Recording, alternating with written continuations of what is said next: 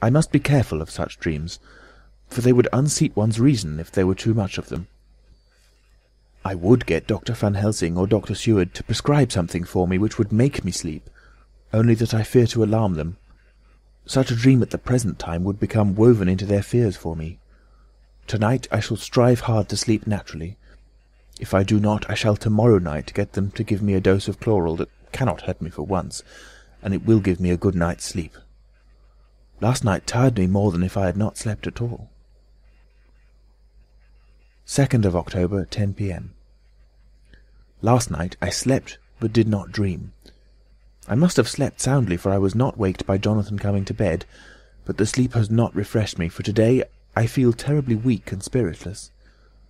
I spent all yesterday trying to read, or lying down dozing. In the afternoon Mr. Renfield asked if he might see me. Poor man, he was very gentle, and when I came away he kissed my hand and bade God bless me. Some way it affected me much. I am crying when I think of him. This is a new weakness of which I must be careful. Jonathan would be miserable if he knew I had been crying. He and the others were out till dinner-time, and they all came in tired. I did what I could to brighten them up, and I supposed that the effort did me good, for I forgot how tired I was. After dinner they sent me to bed, and all went off to smoke together, as they said, but I knew that they wanted to tell each other of what had occurred to each other during the day. I could see from Jonathan's manner that he had something important to communicate. I was not so sleepy as I should have been, so before they went I asked Dr. Seward to give me a little opiate of some kind, as I had not slept well the night before. He very kindly made up a sleeping draught, which he gave to me, telling me that it would do me no harm, as it was very mild. I have taken it, and am waiting for sleep, which still keeps aloof. I hope I have not done wrong, for as sleep begins to flirt with me, a new fear comes, that I may have been foolish in thus depriving myself of the power of waking. I might want it. Here comes sleep. Good night. End of chapter 19. Read in Nottingham, England, on the 28th of January 2006, by Alex Foster. www.alexfoster.me.uk. Dracula by Bram Stoker. Chapter 20. Jonathan Harker's Journal. 1st October, evening. I found Thomas Snelling in his house at Bethnal Green, but unhappily he was not in a condition to remember anything. The very prospect of beer which my expected coming had opened to him had proved too much, and he had begun too early on his expected debauch. I learned, however, from his wife, who seemed a decent, poor soul, that he was only the assistant of Smollett, who of the two mates was the responsible person.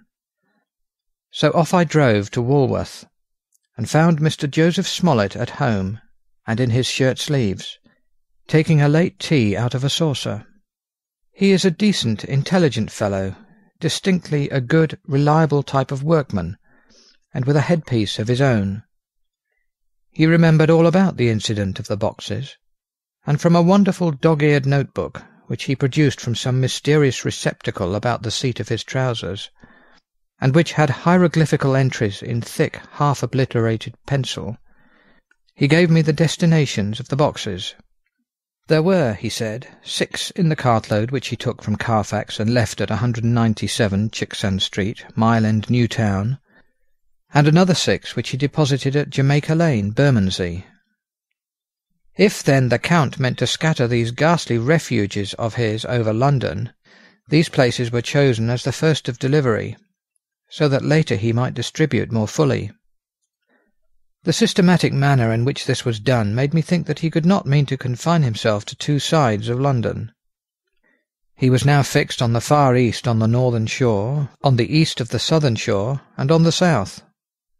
The north and west were surely never meant to be left out of his diabolical scheme, let alone the city itself and the very heart of fashionable London in the south-west and west.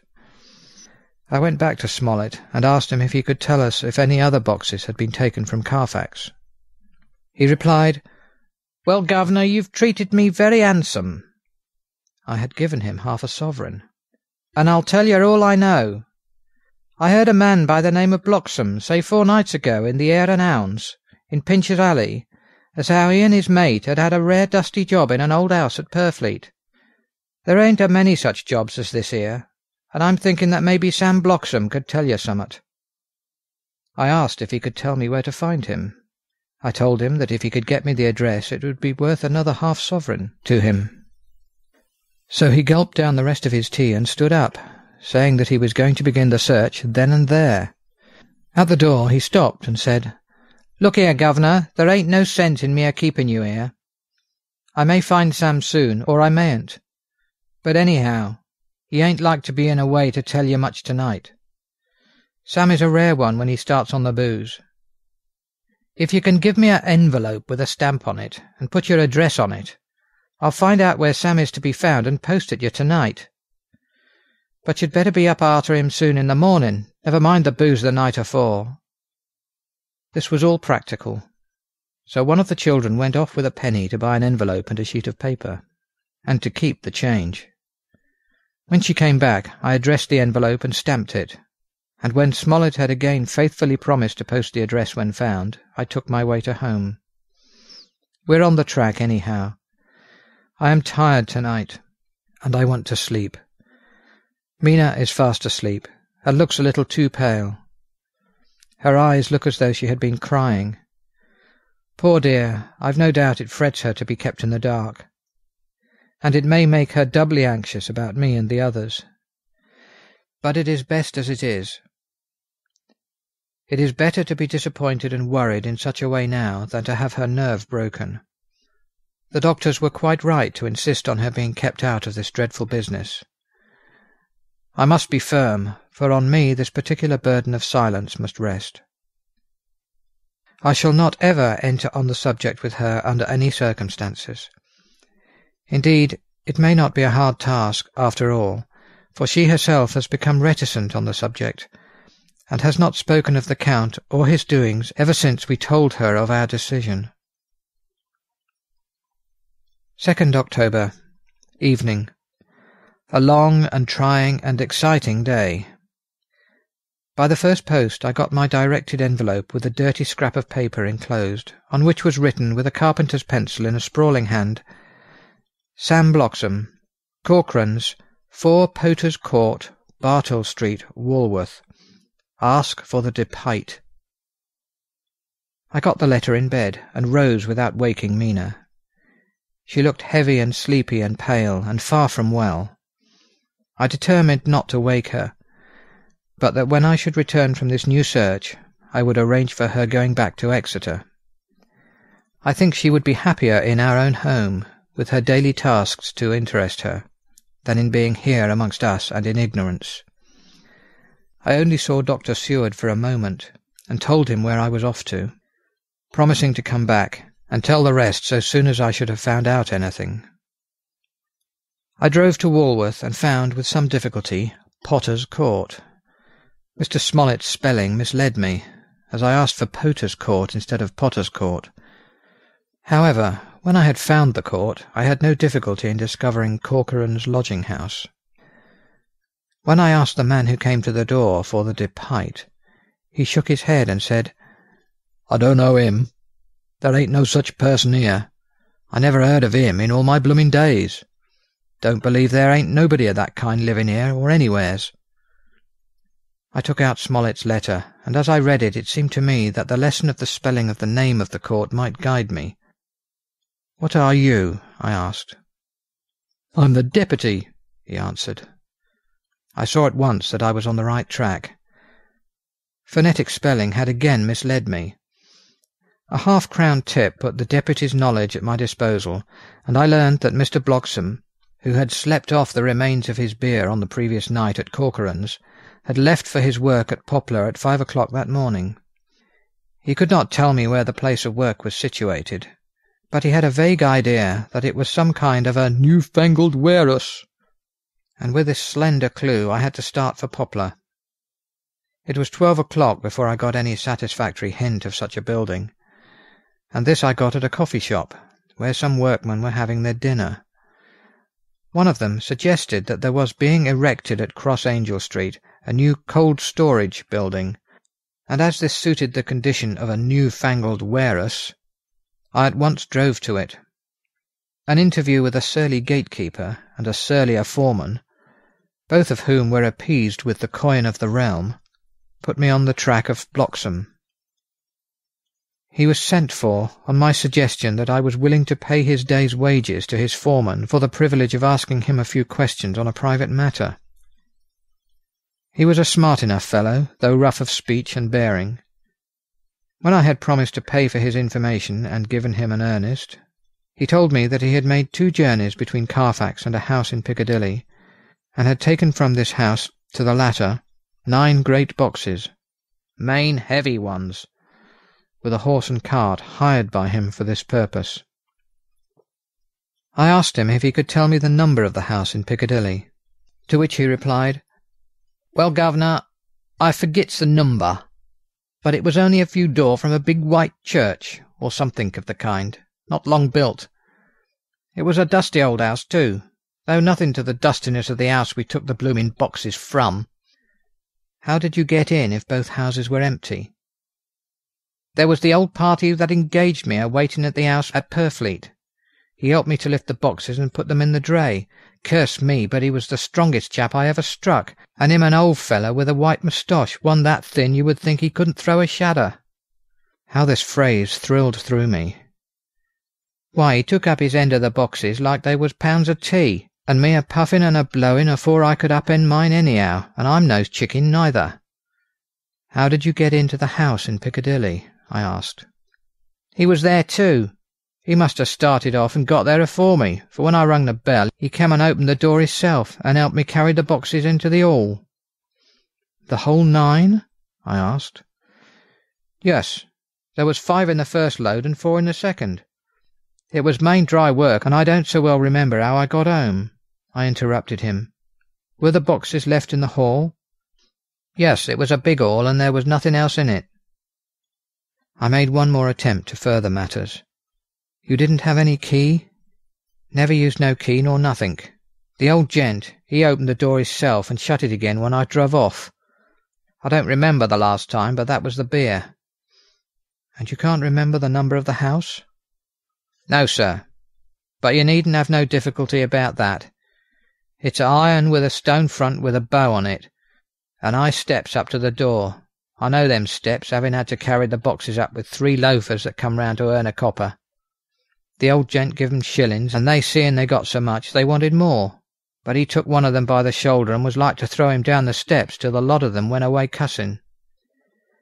I thought that with this description I could find the house, so having paid my friend for his information, I started off for Piccadilly. I had gained a new painful experience. The Count could, it was evident, handle the earth boxes himself. If so, time was precious, for now that he had achieved a certain amount of distribution, he could, by choosing his own time, complete the task unobserved. At Piccadilly Circus I discharged my cab and walked westward. Beyond the Junior Constitutional I came across the house described, and was satisfied that this was the next of the lairs arranged by Dracula. The house looked as though it had been long untenanted. The windows were encrusted with dust, and the shutters were up. All the framework was black with time, and from the iron the paint had mostly scaled away. It was evident that up to lately there had been a large notice board in front of the balcony. It had, however, been roughly torn away, the uprights which had supported it still remaining. Behind the rails of the balcony I saw there were some loose boards, whose raw edges looked white. I would have given a good deal to have been able to see the notice board intact, as it would, perhaps, have given some clue to the ownership of the house. I remembered my experience of the investigation and purchase of Carfax, and I could not but feel that if I could find the former owner there might be some means discovered of gaining access to the house. There was at present nothing to be learned from the Piccadilly side, and nothing could be done, so I went around the back to see if anything could be gathered from this quarter. The mews were active, the Piccadilly houses being mostly in occupation. I asked one or two of the grooms and helpers whom I saw around if they could tell me anything about the empty house. One of them said that he heard it had lately been taken, but he couldn't say from whom. He told me, however, that up to very lately there had been a notice board of "For Sale" up, and that perhaps Mitchell, Sons and Candy, the house agents, could tell me something, as he thought he remembered seeing the name of that firm on the board. I did not wish to seem too eager, or to let my informant know or guess too much, so thanking him in the usual manner, I strolled away. It was now growing dusk, and the autumn night was closing in, so I did not lose any time. Having learned the address of Mitchell, Sons and Candy from a directory at the Berkeley, I was soon at their office in Sackville Street. The gentleman who saw me was particularly suave in manner, but uncommunicative in equal proportion. Having once told me that the Piccadilly house, which throughout our interview he called a mansion, was sold, he considered my business as concluded. When I asked who had purchased it, he opened his eyes a thought wider, and paused a few seconds before replying, "It is sold, sir." "Pardon me," I said, with equal politeness, "but I have a special reason for wishing to know who purchased it." Again he paused longer, and raised his eyebrows still more. "It is sold, sir," was again his laconic reply. "Surely," I said, "you do not mind letting me know so much?" "But I do mind," he answered. "The affairs of their clients are absolutely safe in the hands of Mitchell, Sons and Candy." This was manifestly a prig of the first water, and there was no use arguing with him. I thought I had best meet him on his own ground, so I said, "Your clients, sir, are happy in having so resolute a guardian of their confidence. I am myself a professional man." Here I handed him my card. In this instance I am not prompted by curiosity. I act on the part of Lord Godalming, who wishes to know something of the property which was, he understood, lately for sale. These words put a different complexion on affairs.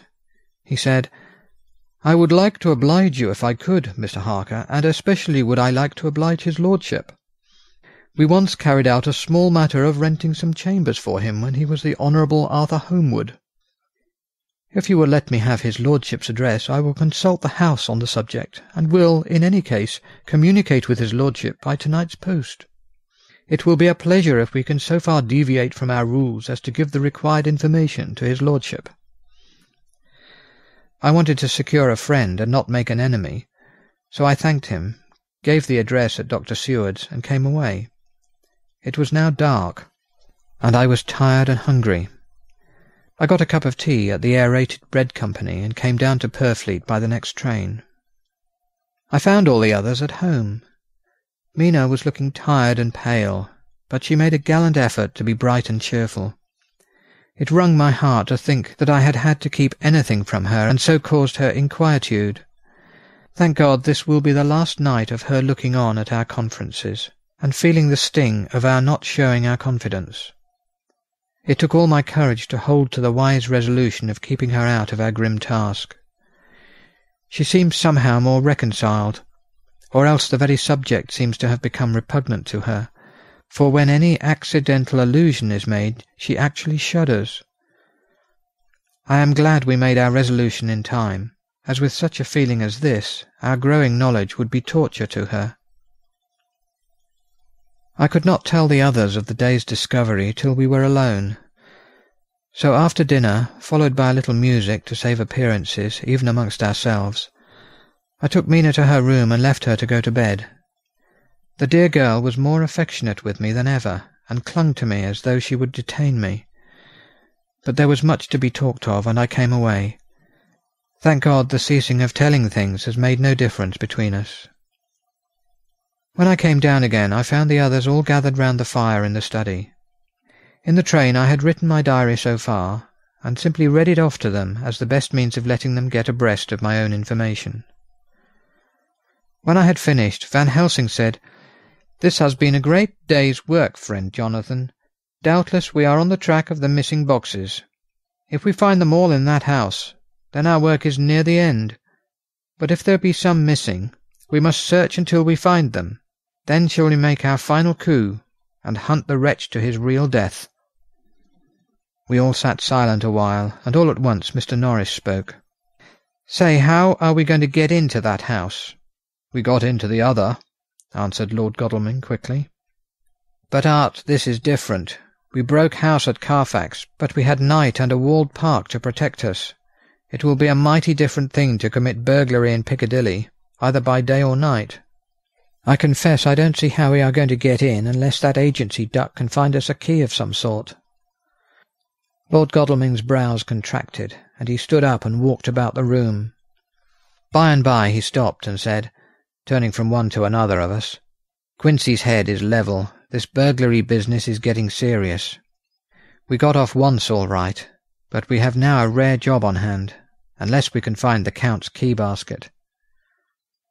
As nothing could well be done before morning, and as it would be at least advisable to wait till Lord Godalming should hear from Mitchell's, we decided not to take any active step before breakfast time. For a good while we sat and smoked, discussing the matter in its various lights and bearings. I took the opportunity of bringing this diary right up to the moment. I am very sleepy and shall go to bed. Just a line. Mina sleeps soundly and her breathing is regular. Her forehead is puckered up into little wrinkles, as though she thinks even in her sleep. She is still too pale, but does not look so haggard as she did this morning. Tomorrow will, I hope, mend all this. She will be herself at home in Exeter. Oh, but I am sleepy. Dr. Seward's Diary, 1st October. I am puzzled afresh about Renfield. His moods change so rapidly that I find it difficult to keep touch of them, and as they always mean something more than his own well-being, they form a more than interesting study. This morning, when I went to see him after his repulse of Van Helsing, his manner was that of a man commanding destiny. He was, in fact, commanding destiny, subjectively. He did not really care for any of the things of mere earth. He was in the clouds and looked down on all the weaknesses and wants of us poor mortals. I thought I would improve the occasion and learn something, so I asked him, "What about the flies these times?" He smiled on me in quite a superior sort of way, such a smile as would have become the face of Malvolio, as he answered me, "The fly, my dear sir, has one striking feature. Its wings are typical of the aerial powers of the psychic faculties. The ancients did well when they typified the soul as a butterfly." I thought I would push his analogy to its utmost logically. So I said quickly, "Oh, it is a soul you are after now, is it?" His madness foiled his reason, and a puzzled look spread over his face as, shaking his head with a decision which I had but seldom seen in him, he said, "Oh no, I want no souls. Life is all I want." Here he brightened up. "I am pretty indifferent about it at present. Life is all right. I have all I want. You must get a new patient, doctor, if you wish to study zoophagy." This puzzled me a little, so I drew him on. "Then you command life. You are a god, I suppose." He smiled with an ineffably benign superiority. "Oh no, far be it from me to arrogate to myself the attributes of the deity. I am not even concerned in his especially spiritual doings. If I may state my intellectual position, I am, so far as concerns things purely terrestrial, somewhat in the position which Enoch occupied spiritually." This was a poser to me. I could not at the moment recall Enoch's appositeness, so I had to ask a simple question, though I felt that by so doing I was lowering myself in the eyes of the lunatic. "And why with Enoch?"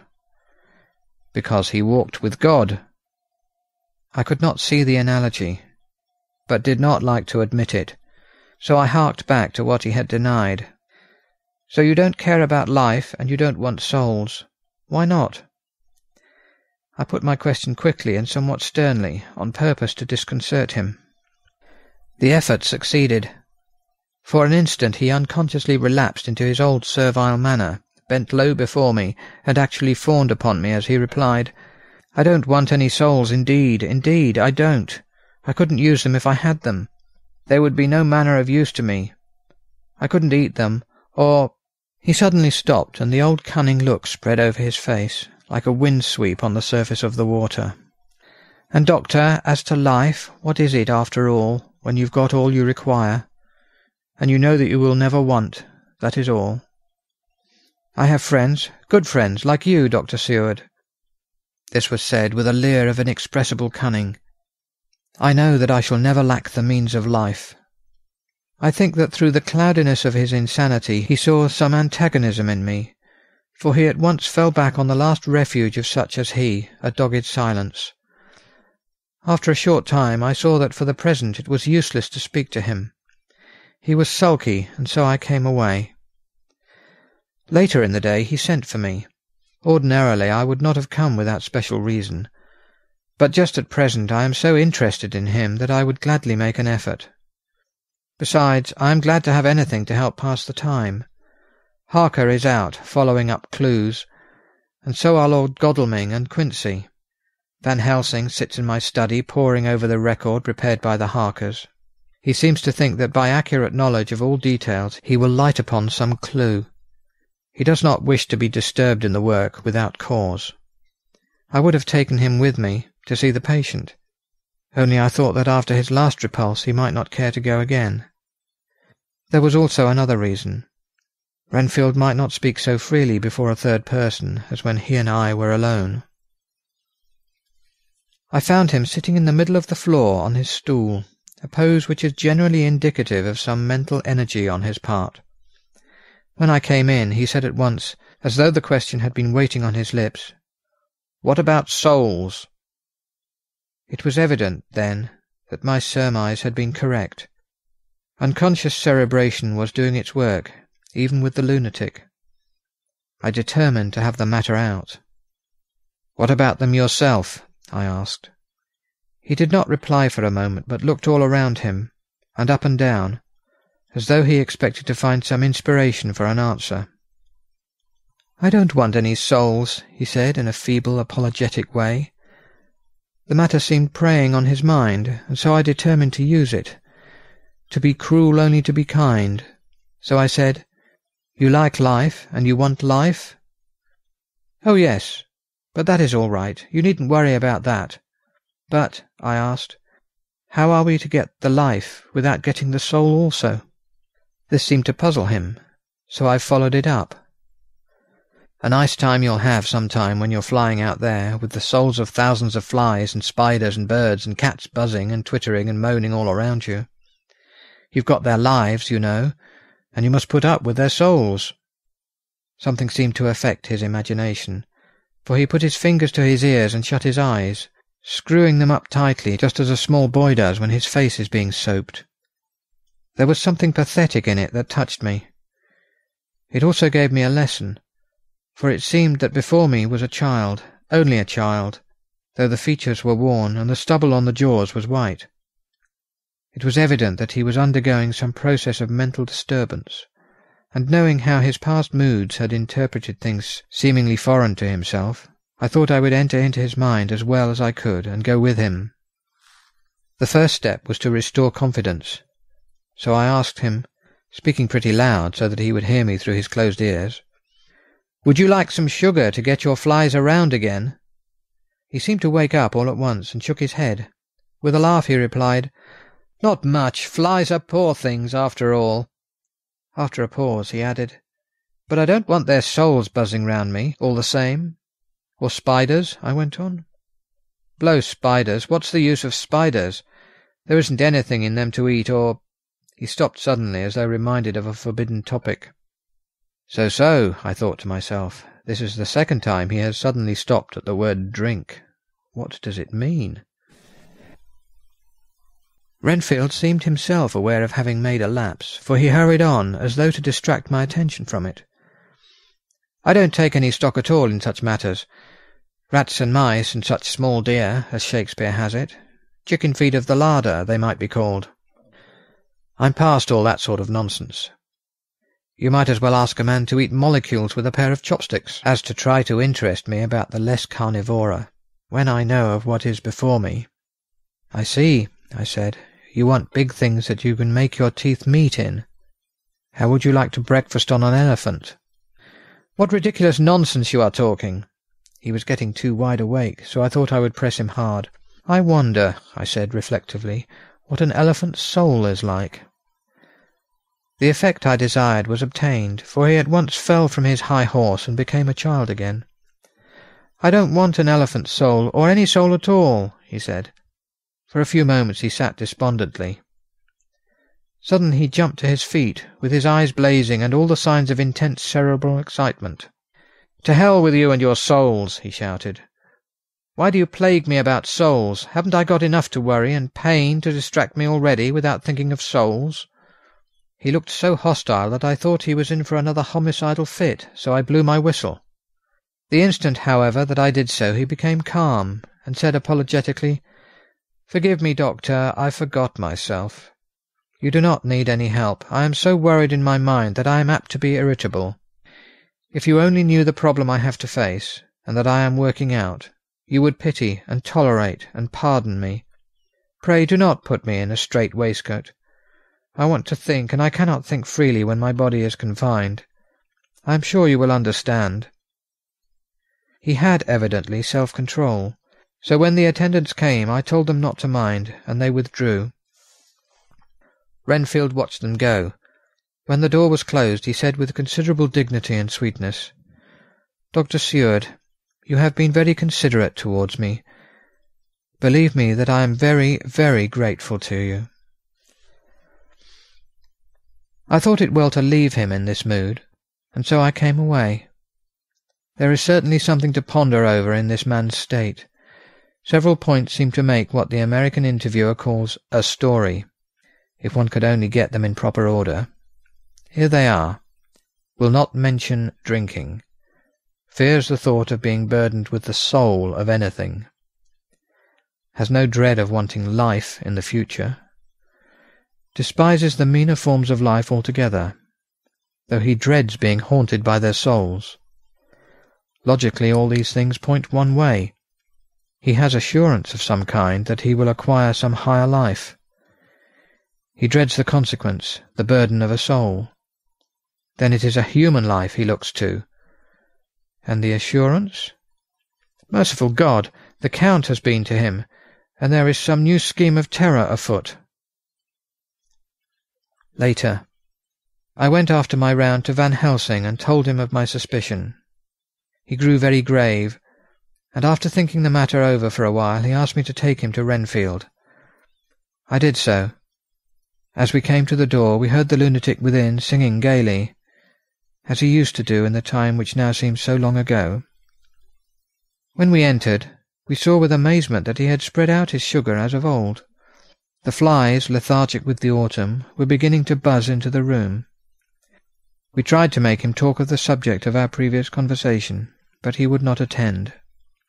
He went on with his singing, just as though we had not been present. He had got a scrap of paper and was folding it into a notebook. We had to come away as ignorant as we went in. His is a curious case indeed. We must watch him tonight. Letter.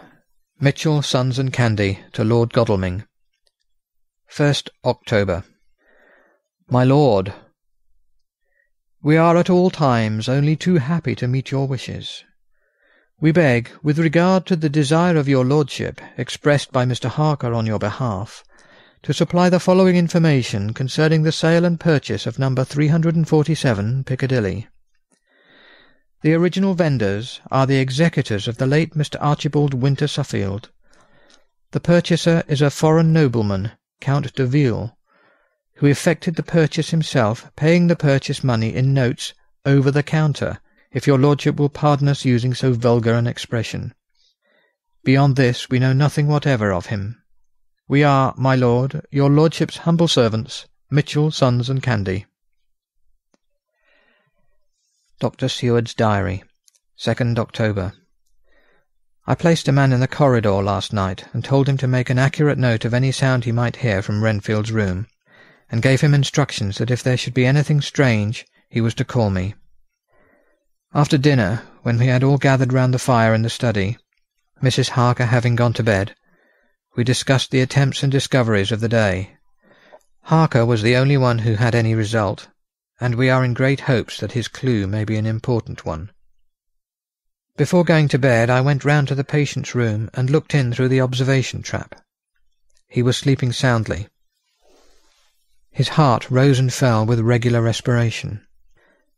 This morning the man on duty reported to me that a little after midnight he was restless and kept saying his prayers somewhat loudly.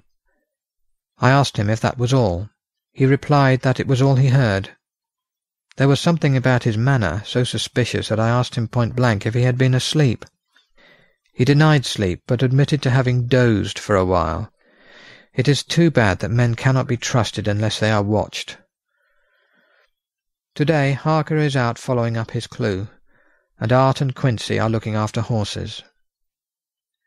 Godalming thinks that it will be well to have horses always in readiness, for when we get the information which we seek, there will be no time to lose. We must sterilize all the imported earth between sunrise and sunset.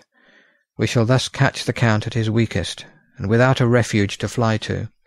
Van Helsing is off to the British Museum, looking up some authorities on ancient medicine. The old physicians took account of things which their followers do not accept, and the Professor is searching for witch and demon cures which may be useful to us later. I sometimes think we must be all mad, and that we shall wake to sanity in strait waistcoats. Later. We have met again. We seem at last to be on the track, and our work of tomorrow may be the beginning of the end. I wonder if Renfield's quiet has anything to do with this. His moods have so followed the doings of the Count that the coming destruction of the monster may be carried to him some subtle way. If we could only get some hint as to what passed in his mind between the time of my argument with him today and his resumption of fly-catching, it might afford us a valuable clue. He is now seemingly quiet for a spell. Is he? That wild yell seemed to come from his room. The attendant came bursting into my room and told me that Renfield had somehow met with some accident. He had heard him yell, and when he went to him, found him lying on his face on the floor, all covered with blood. I must go at once. End of Chapter 20. Dracula by Bram Stoker, Chapter 21. Dr. Seward's Diary, the 3rd of October. Let me put down with exactness all that happened, as well as I can remember since last I made an entry. Not a detail that I can recall must be forgotten. In all calmness I must proceed. When I came to Renfield's room, I found him lying on the floor, on his left side, in a glittering pool of blood. When I went to move him, it became at once apparent that he had received some terrible injuries. There seemed none of the unity of purpose between the parts of the body which marks even lethargic sanity. As the face was exposed, I could see that it was horribly bruised, as though it had been beaten against the floor. Indeed, it was from the face wounds that the pool of blood originated. The attendant who was kneeling beside the body said to me as we turned him over, "I think, sir, his back is broken. See, both his right arm and leg and the whole side of his face are paralyzed." How such a thing could have happened puzzled the attendant beyond measure. He seemed quite bewildered, and his brows were gathered in as he said, "I can't understand the two things. He could mark his face like that by beating his own head on the floor. I saw a young woman do it once at the Eversfield Asylum before anyone could lay hands on her. And I suppose he might have broken his neck by falling out of bed if he got in an awkward kink. But for the life of me, I can't imagine how the two things occurred.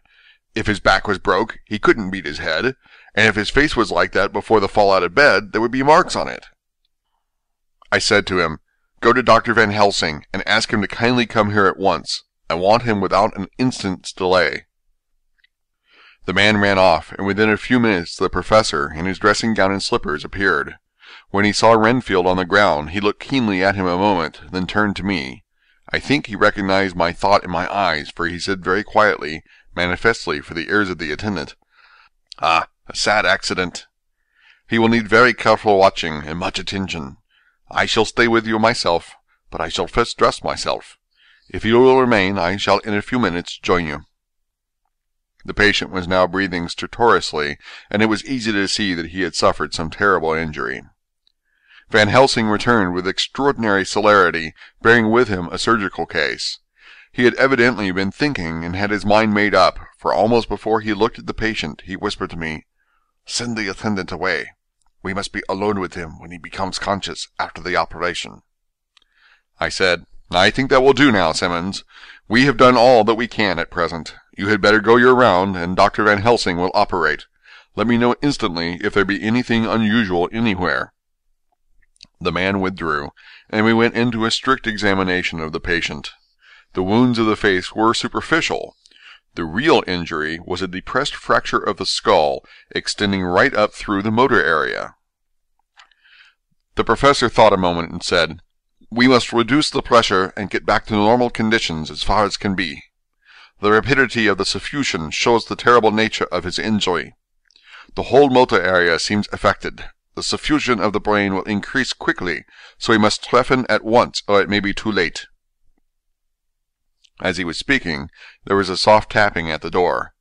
I went over and opened it, and found in the corridor without Arthur and Quincy in pajamas and slippers. The former spoke. "I heard your man call up Dr. Van Helsing and tell him of an accident. So I woke Quincy, or rather called for him, as he was not asleep. Things are moving too quickly and too strangely for sound sleep for any of us these times. I've been thinking that tomorrow night we'll not see things as they have been. We'll have to look back and forward a little more than we have done. May we come in?" I nodded, and held the door open till they had entered, then I closed it again. When Quincy saw the attitude and state of the patient, and noted the horrible pool on the floor, he said softly, "My God, what has happened to him? Poor devil." I told him briefly, and added that we expected he would recover consciousness after the operation, for a short time at all events. He went at once and sat down on the edge of the bed, with Godalming beside him. We all watched in patience. "We shall wait," said Van Helsing, "just long enough to fix the best spot for trephining, so that we may most quickly and perfectly remove the blood clot, for it is evident that the hemorrhage is increasing." The minutes during which we waited passed with fearful slowness. I had a horrible sinking in my heart, and from Van Helsing's face I gathered that he felt some fear or apprehension as to what was to come. I dreaded the words Renfield might speak. I was positively afraid to think. But the conviction of what was coming was on me, as I have read of men who have heard the death watch. The poor man's breathing came in uncertain gasps. Each instant he seemed as though he would open his eyes and speak, but then would follow a prolonged stertorous breath, and he would relapse into a more fixed insensibility. Inured as I was to sick beds and death, the suspense grew and grew upon me. I could almost hear the beating of my own heart, and the blood surging through my temples sounded like blows from a hammer. Silence finally became agonizing. I looked at my companions, one after another, and saw from their flushed faces and damp brows that they were enduring equal torture. There was a nervous suspense over us all, as though overhead some dread bell would peal out powerfully when we should least expect it. At last there came a time when it was evident that the patient was sinking fast. He might die at any moment. I looked up at the professor and caught his eyes fixed on mine. His face was sternly set as he spoke. "There is no time to lose. His words may be worth many lives. I have been thinking so as I stood here. It may be there is a soul at stake. We shall operate just above the ear." Without another word he made the operation. For a few moments the breathing continued to be stertorous. Then there came a breath so prolonged that it seemed as though it would tear open his chest. Suddenly his eyes opened and became fixed in a wild, helpless stare. This was continued for a few moments, then it was softened into a glad surprise, and from his lips came a sigh of relief. He moved convulsively, and as he did so, said, "I'll be quiet, doctor. Tell them to take off the strait waistcoat. I have had a terrible dream, and it has left me so weak that I cannot move. What's wrong with my face? It feels all swollen, and it smarts dreadfully." He tried to turn his head, but even with the effort his eyes seemed to grow glassy again, so I gently put it back.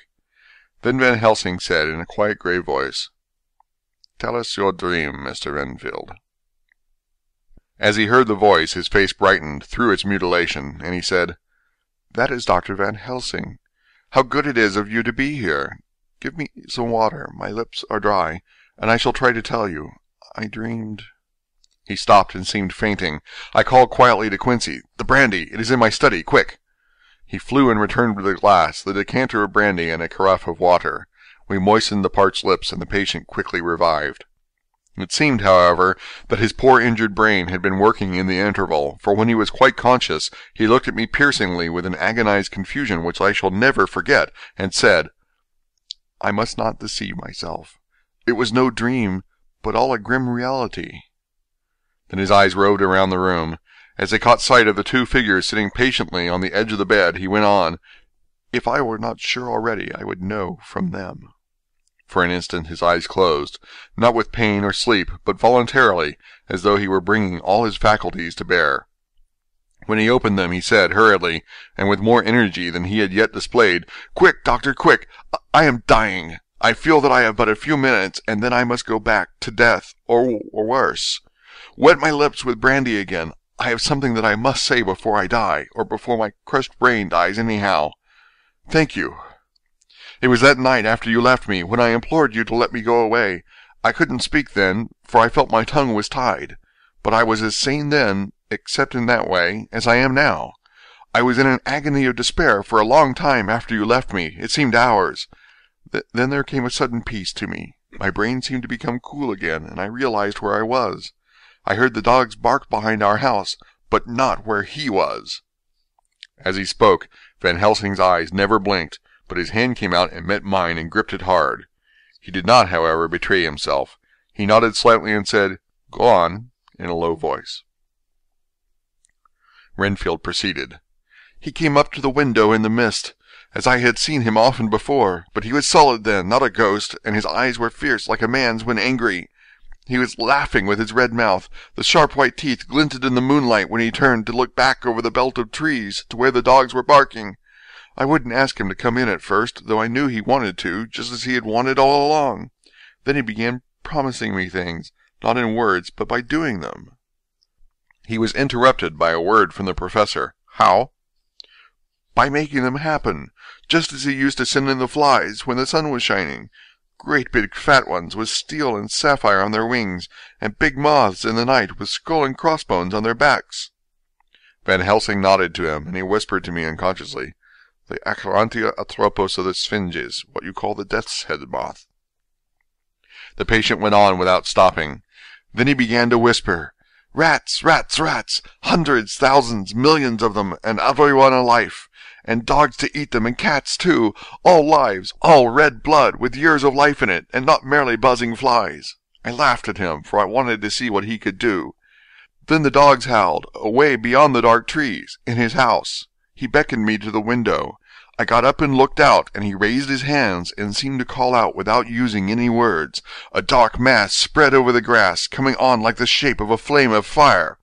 And then he moved the mist to the right and left, and I could see that there were thousands of rats, with their eyes blazing red, like his, only smaller.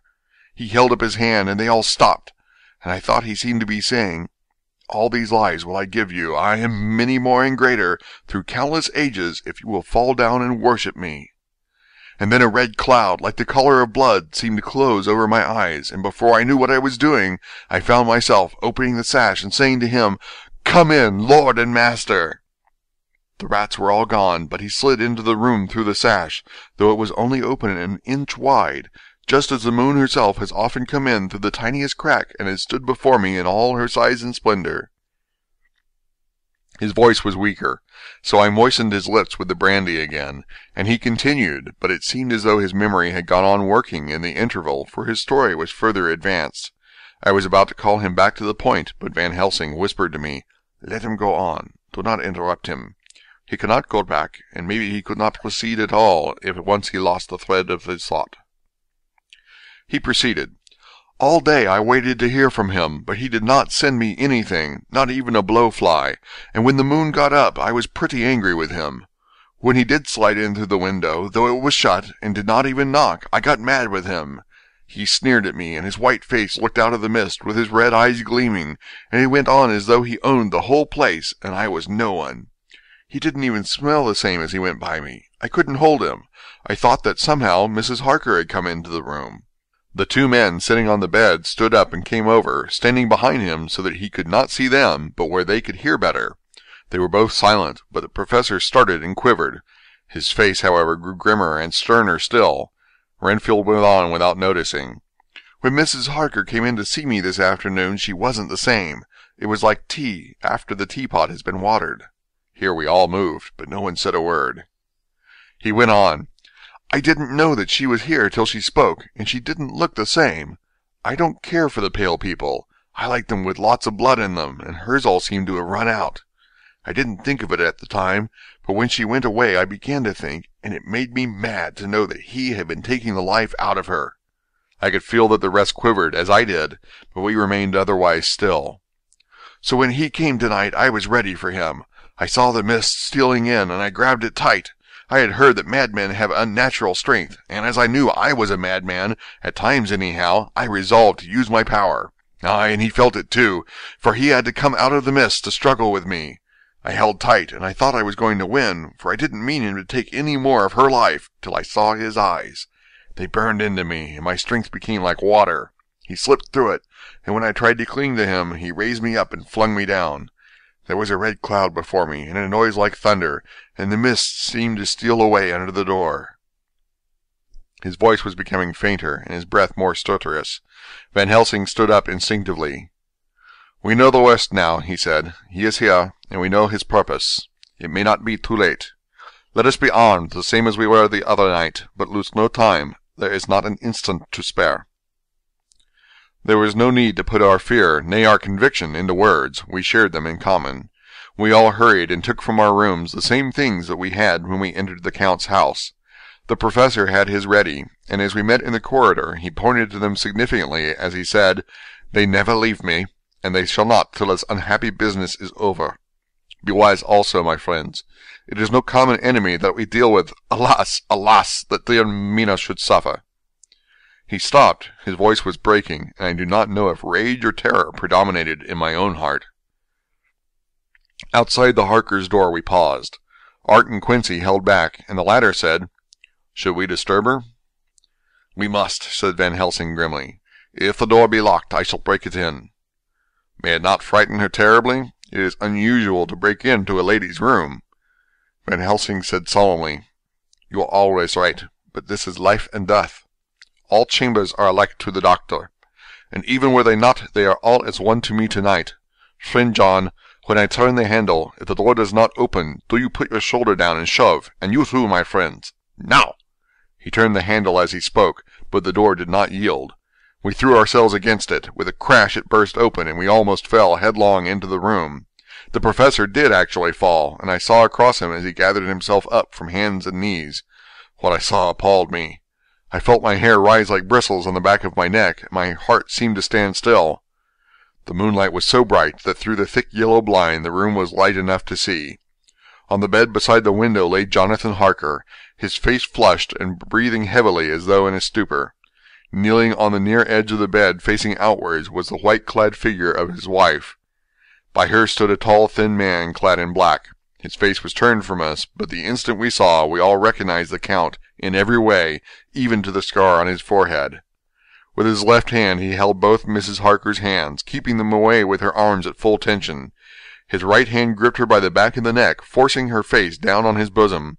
Her white nightdress was smeared with blood, and a thin stream trickled down the man's bare chest, which was shown by his torn-open dress. The attitude of the two had a terrible resemblance to a child forcing a kitten's nose into a saucer of milk to compel it to drink. As we burst into the room, the Count turned his face, and the hellish look that I had heard described seemed to leap into it. His eyes flamed red with devilish passion.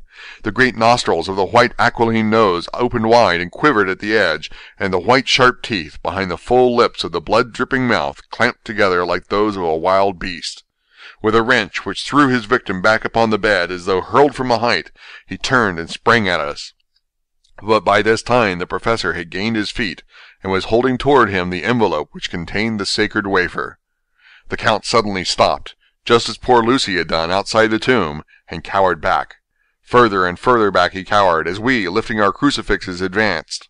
The moonlight suddenly failed, as a great black cloud sailed across the sky, and when the gaslight sprang up under Quincy's match, we saw nothing but a faint vapor.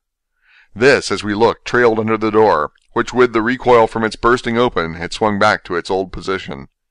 Van Helsing, Art, and I moved forward to Mrs. Harker, who by this time had drawn her breath, and with it had given a scream so wild, so ear-piercing, so despairing, that it seems to me now that it will ring in my ears till my dying day. For a few seconds she lay in her helpless attitude in disarray. Her face was ghastly, with a pallor which was accentuated by the blood which smeared her lips and cheeks and chin. From her throat trickled a thin stream of blood. Her eyes were mad with terror. Then she put before her face her poor crushed hands, which bore on their whiteness the red mark of the Count's terrible grip, and from behind them came a low, desolate wail which made the terrible scream seem only the quick expression of an endless grief. Van Helsing stepped forward and drew the coverlet gently over her body, whilst Art, after looking at her face for an instant despairingly, ran out of the room. Van Helsing whispered to me, "Jonathan is in a stupor such as we know the vampire can produce. We can do nothing with poor Madam Mina for a few moments till she recovers herself. I must wake him." He dipped the end of a towel in cold water, and with it began to flick him on the face, his wife all the while holding her face between her hands and sobbing in a way that was heartbreaking to hear. I raised the blind and looked out of the window. There was much moonshine, and as I looked I could see Quincey Morris run across the lawn and hide himself in the shadow of a great yew tree. It puzzled me to think why he was doing this.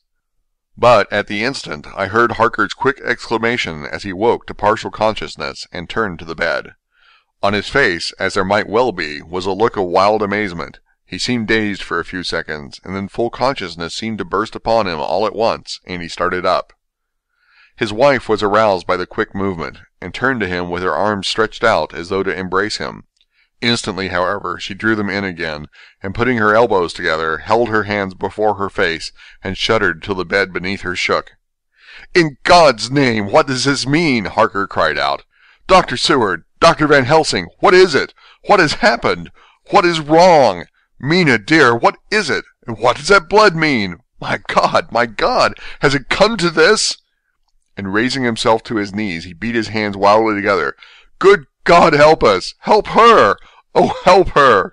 With a quick movement he jumped from the bed, and began to pull on his clothes, all the man in him awake at the need for instant exertion. "What has happened? Tell me all about it!" he cried without pausing. "Dr. Van Helsing, you love Mina, I know. Oh, do something to save her. It cannot have gone too far yet. Guard her while I look for him." His wife, through her terror and horror and distress, saw some sure danger to him. Instantly forgetting her own grief, she seized hold of him and cried out, "No, no, Jonathan, you must not leave me. I have suffered enough tonight, God knows, without the dread of his harming you. You must stay with me. Stay with these friends who will watch over you." Her expression became frantic as she spoke, and he, yielding to her, she pulled him down sitting on the bedside, and clung to him fiercely. Van Helsing and I tried to calm them both. The professor held up his golden crucifix and said with wonderful calmness, "Do not fear, my dear. We are here, and whilst this is close to you, no foul thing can approach. You are safe for tonight, and we must be calm and take counsel together." She shuddered and was silent, holding down her head on her husband's breast. When she raised it, his white nightrobe was stained with blood where her lips had touched, and where the thin open wound in the neck had sent forth drops. The instant she saw it, she drew back with a low wail, and whispered amid choking sobs, "Unclean, unclean! I must touch him or kiss him no more. Oh, that it should be that it is I who am now his worst enemy, and whom he may have most cause to fear." To this he spoke out resolutely, "Nonsense, Mina! It is a shame to me to hear such a word. I would not hear it of you, and I shall not hear it from you. May God judge me by my deserts, and punish me with more bitter suffering than even this hour, if by any act or will of mine anything ever come between us." He put out his arms and folded her to his breast, and for a while she lay there sobbing. He looked at us over her bowed head, with eyes that blinked damply above his quivering nostrils. His mouth was set as steel. After a while her sobs became less frequent and more faint, and then he said to me, speaking with a studied calmness which I felt tried his nervous power to the utmost, "And now, Dr. Seward, tell me all about it. Too well I know the broad fact. Tell me all that has been." I told him exactly what had happened, and he listened with seeming impassiveness, but his nostrils twitched, and his eyes blazed as I told how the ruthless hands of the Count had held his wife in that terrible and horrid position, with her mouth to the open wound in his breast. It interested me, even at that moment, to see that whilst the face of white set passion worked convulsively over the bowed head, the hands tenderly and lovingly stroked the ruffled hair.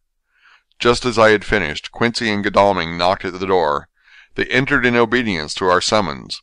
Van Helsing looked at me questioningly.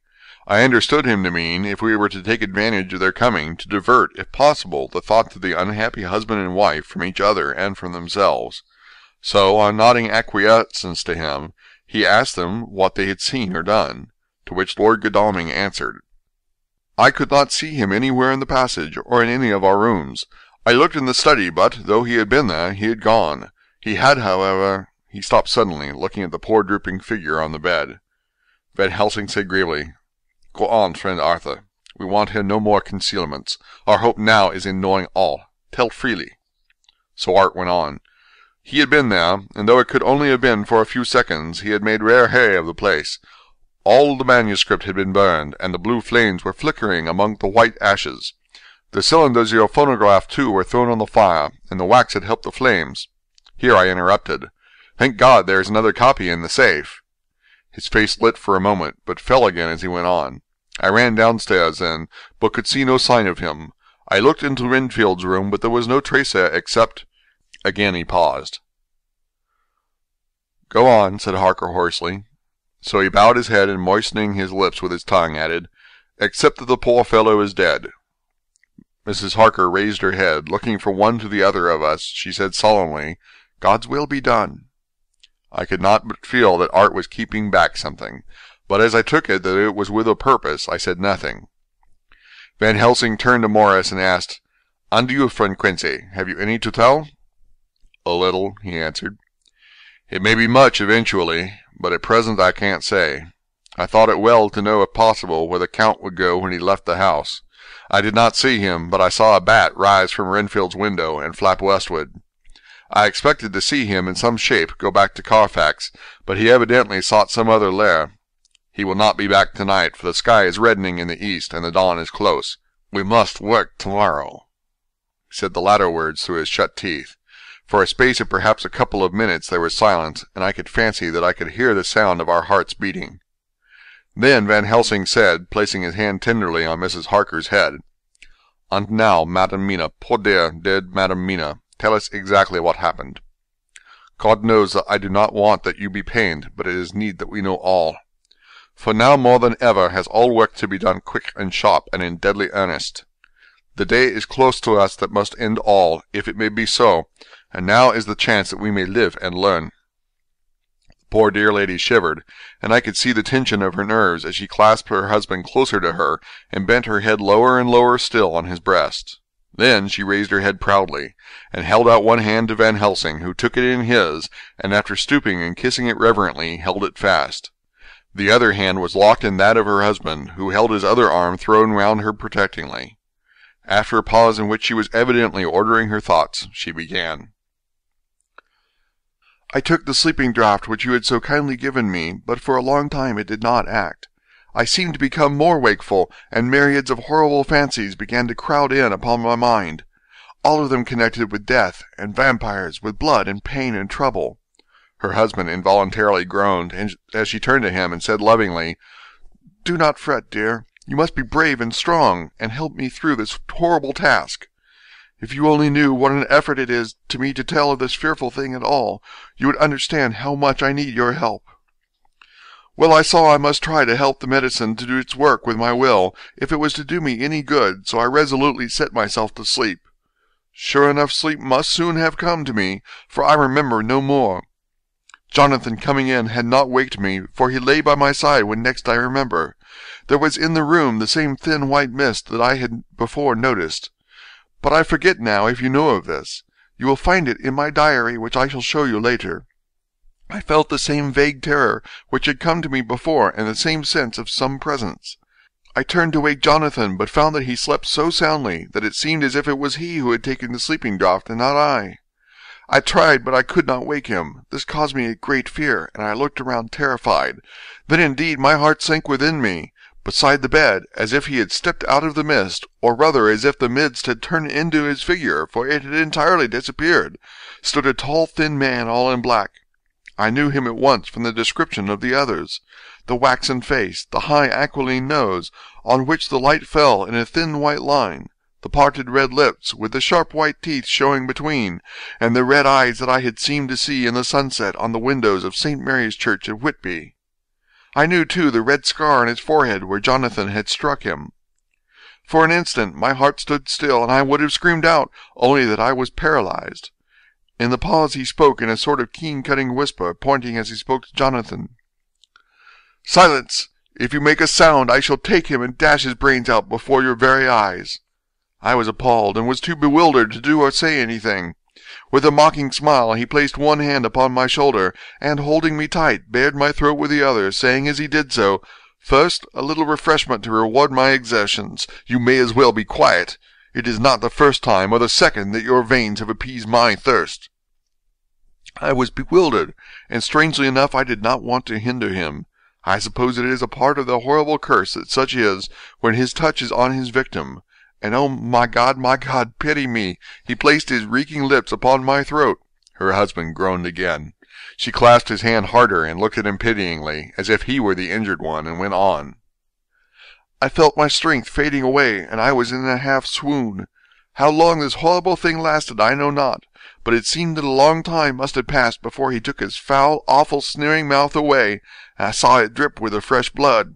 The remembrance seemed for a while to overpower her, and she drooped and would have sunk down but for her husband's sustaining arm.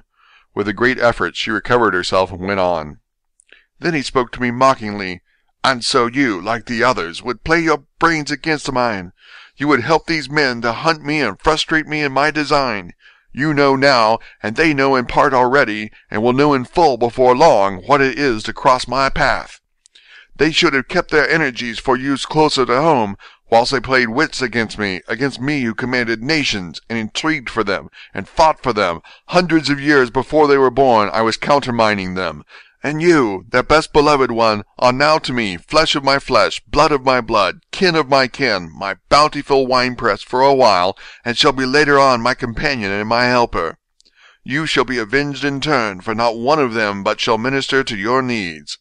But as yet you are to be punished for what you have done. You have aided in thwarting me.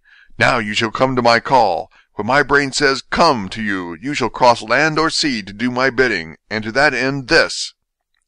With that he pulled open his shirt, and with his long sharp nails opened a vein in his breast. When the blood began to spurt out, he took my hands in one of his, holding them tight, and with the other seized my neck and pressed my mouth to the wound, so that I must either suffocate or swallow some to the... Oh, my God, what have I done? What have I done to deserve such a fate, I who have tried to walk in meekness and righteousness all my days? God pity me! Look down on a poor soul in worse than mortal peril, and in mercy pity those to whom she is dear." Then she began to rub her lips, as though to cleanse them from pollution. As she was telling her terrible story, the eastern sky began to quicken, and everything became more and more clear. Harker was still and quiet, but over his face, as the awful narrative went on, came a grey look, which deepened and deepened in the morning light, till when the first red streak of the coming dawn shot up, the flesh stood darkly out against the whitening hair. "We have arranged that one of us is to stay within call of the unhappy pair till we can meet together and arrange about taking action. Of this I am sure. The sun rises today on no more miserable house in all the great round of its daily course." End of chapter 21. Dracula by Bram Stoker. Chapter 22. Jonathan Harker's Journal. October 3rd. As I must do something or go mad, I write this diary. It is now 6 o'clock, and we are to meet in the study in half an hour and take something to eat. For Dr. Van Helsing and Dr. Seward are agreed that if we do not eat we cannot work our best. Our best will be, God knows, required today. I must keep writing at every chance, for I dare not stop to think. All, big and little, must go down. Perhaps at the end the little things may teach us most. The teaching, big or little, could not have landed Mina or me anywhere worse than we are today. However, we must trust and hope. Poor Mina told me just now, with tears running down her dear cheeks, that it is in trouble and trial that our faith is tested, that we must keep on trusting, and that God will aid us up to the end. The end! Oh, my God, what end? To work, to work. When Dr. Van Helsing and Dr. Seward had come back from seeing poor Renfield, we went gravely into what was to be done. First, Dr. Seward told us that when he and Dr. Van Helsing had gone down to the room below, they had found Renfield lying on the floor, all in a heap. His face was all bruised and crushed in, and the bones of the neck were broken. Dr. Seward asked the attendant who was on duty in the passage if he had heard anything. He said that he had been sitting down, he confessed to half dozing, when he heard loud voices in the room, and that Renfield had called out loudly several times, "God, God, God!" After that there was the sound of falling. When he entered the room he found him lying on the floor, face down, just as the doctors had seen him. Van Helsing asked if he had heard voices or a voice, and he said he could not say, that at first it had seemed to him as if there were two, but as there was no one in the room, it could have been only one. He could swear to it, if required, that the word God was spoken by the patient. Dr. Seward said to us, when we were alone, that he did not wish to go into the matter. The question of an inquest had to be considered, and it would never do to put forward the truth, as no one would believe it. As it was, he thought that on the attendant's evidence he could give a certificate of death by misadventure in falling from bed. In case the coroner should demand it, there would be a formal inquest, necessarily to the same result. When the question began to be discussed as to what should be our next step, the very first thing we decided was that Mina should be in full confidence, that nothing of any sort, no matter how painful, should be kept from her. She herself agreed to its wisdom, and it was pitiful to see her so brave and yet so sorrowful and in such depths of despair. "There must be no concealment," she said. "Alas, we have had too much already, and besides there is nothing in all the world that can give me more pain than I have already endured, than I suffer now. Whatever may happen, it must be of new hope or of new courage to me." Van Helsing was looking at her fixedly as she spoke, and said, suddenly but quietly, "But, dear Madam Mina, are you not afraid? Not for yourself, but for others from yourself, after what has happened?" Her face grew set in its lines, but her eyes shone with the devotion of a martyr as she answered, "Ah, no, for my mind is made up." "To what?" he asked gently, whilst we were all very still, for each in our own way we had a sort of vague idea of what she meant. Her answer came with direct simplicity, as though she was simply stating a fact. "Because if I find it in myself, and I shall certainly watch keenly for it, a sign of harm to any that I love, I shall die." "You would kill yourself?" he asked hoarsely. "I would, if there were no friend who loved me, who would save me from such a pain and so desperate an effort." She looked at him meaningly as she spoke. He was sitting down, but now he rose and came close to her and put his hand on her head as he said solemnly, "My child, there is such a one, if it were for your good. For myself, I could hold it in my account with God to find such a euthanasia for you, even at this moment, if it were best, nay, if it were safe. But my child—" For a moment he seemed choked, and a great sob rose in his throat. He gulped down and went on, "There are here some who would stand between you and death. You must not die. You must not die by any hand, but least of all your own, until the other, who has fouled your sweet life, is true dead. You must not die, for if he is still with the quick undead, your death would make you even as he is. No, you must live. You must struggle and strive to live, though death would seem a boon unspeakable. You must fight death himself, though he come to you in pain or in joy, by the day or the night, in safety or in peril. On your living soul I charge you that you do not die, nay, nor think of death, till this great evil be past." The poor dear grew white as death, and shook and shivered as I have seen a quicksand shiver and shake at the incoming of a tide. We were all silent. We could do nothing. At length she grew more calm, and turning to him said sweetly, but oh so sorrowfully, as she held out her hand, I promise you, my dear friend, that if God will let me live, I shall strive to do so, till, if it may be in his good time, this horror may have passed from me." She was so good and brave that we all felt that our hearts were strengthened to work and endure for her, and we began to discuss what we were to do. I told her that she was to have all the papers in the safe, and all the papers or diaries and phonographs that we might hereafter use, and was to keep the record as she had done before. She was pleased with the prospect of anything to do, if pleased could be used in connection with so grim an interest. As usual, Van Helsing had thought ahead of everyone else, and was prepared with an exact ordering of our work. "It is perhaps well," he said, "that at our meeting after our visit to Carfax we decided not to do anything with the earth boxes that lay there. Had we done so, the Count must have guessed our purpose, and would doubtless have taken measures in advance to frustrate such effort as regard to the others. But now he does not know our intentions. Nay, more, in all probability, he does not know that such a power exists to us as can sterilize his lairs, so that he cannot use them as of old. We are now so much further advanced in our knowledge as to their disposition, that when we have examined the house in Piccadilly, we may track the very last of them. To-day, then, is ours, and in it rests our hope. The sun that rose on our sorrow this morning guards us in its course. Until it sets tonight, that monster must retain whatever form he now has. He is confined within the limitations of his earthly envelope. He cannot melt into thin air, nor disappear through cracks or chinks or crannies. If he goes through a doorway, he must open the door like a mortal. And so we have this day to hunt down all his lairs and sterilize them. So we shall, if we have not yet catch him and destroy him, drive him to bay in some place where the catching and the destroying shall be, in time, sure."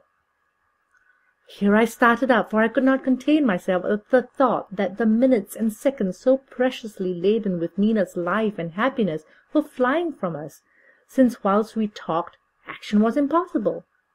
But Van Helsing held up his hand warningly. "Nay, friend Jonathan," he said, "in this the quickest way home is the longest way, so your proverbs say. We shall all act, and act with desperate quick, when the time has come. But think, in all probable, the key of the situation is in that house in Piccadilly. The Count may have many houses which he has bought. Of them he will have deeds of purchase, keys, and other things. He will have paper that he write on. He will have his books of checks. There are so many belongings that he must have somewhere. Why not in this place so central, so quiet, where he come and go by the front or the back at all hours, when, in the very vast of the traffic, there is none to notice? We shall go there and search that house, and when we learn what it holds, then we do what our friend Arthur calls, in his phrases of hunt, stop the earths, and so we run down our old fox. So, is it no?" "Then let us come at once," I cried. "We are wasting the precious, precious time." The professor did not move, but simply said, "And how are we to get into that house in Piccadilly?" "Anyway," I cried, "we shall break in if need be." "And your police? Where will they be, and what will they say?" I was staggered, but I knew that if he wished to delay, he had a good reason for it.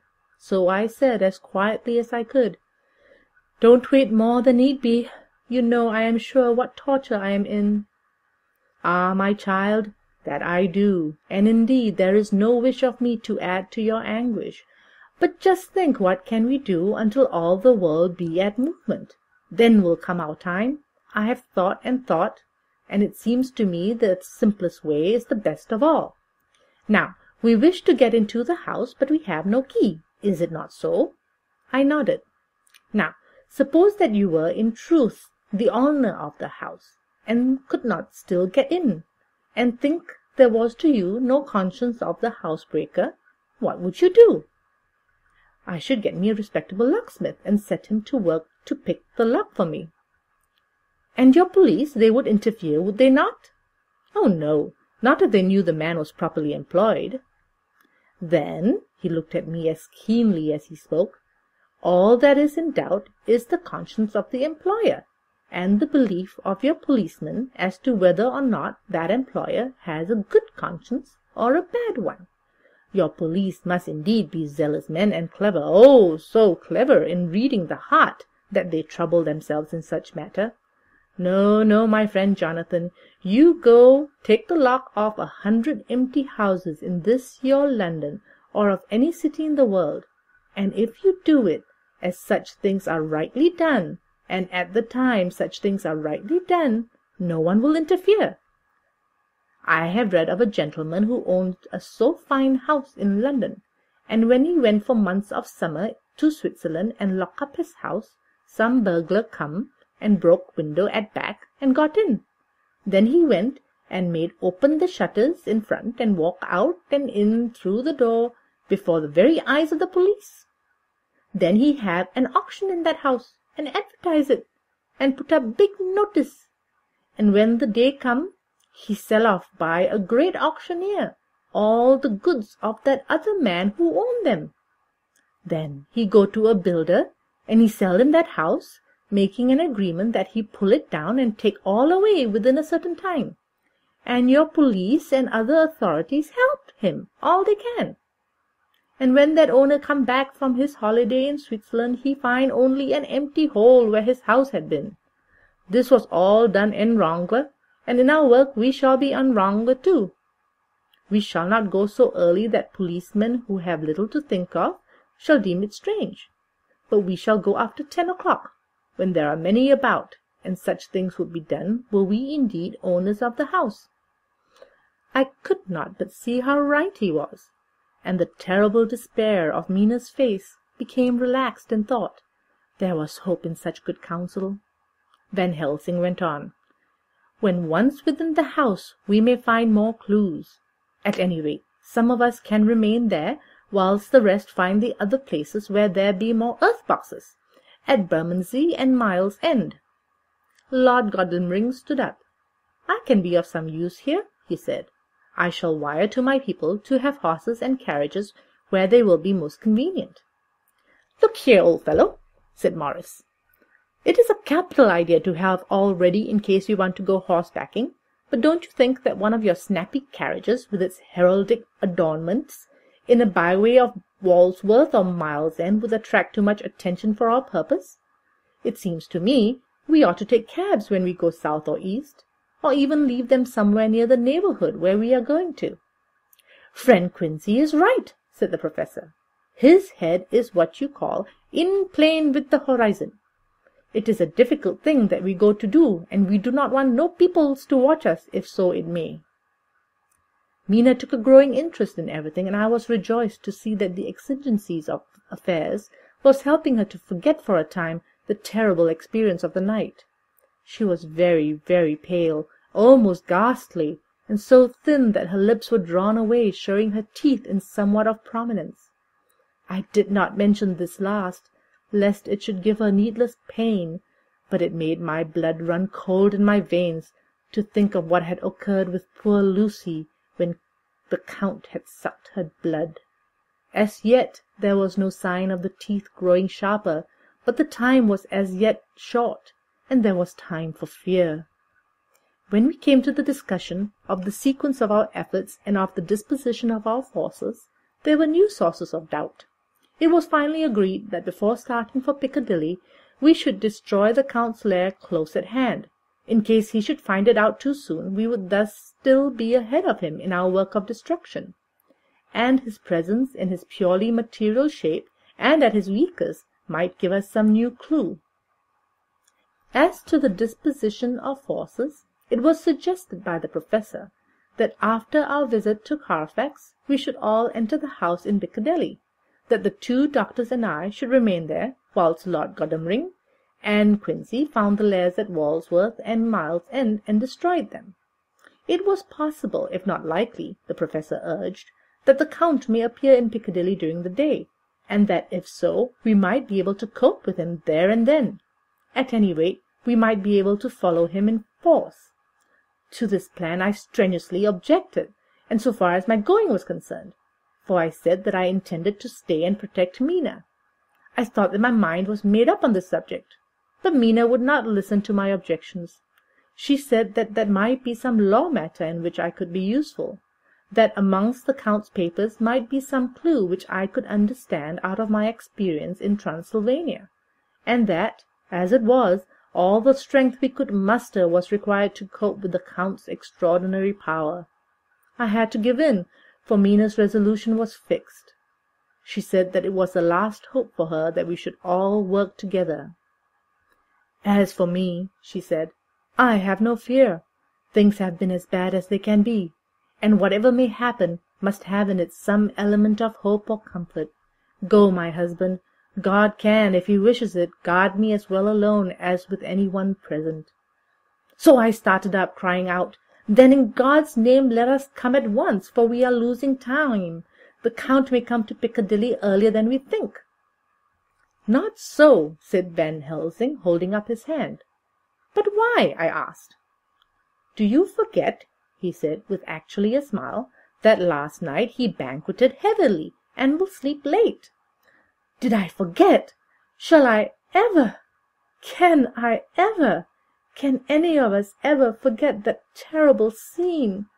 Mina struggled hard to keep her brave countenance, but the pain overmastered her, and she put her hands before her face and shuddered whilst she moaned.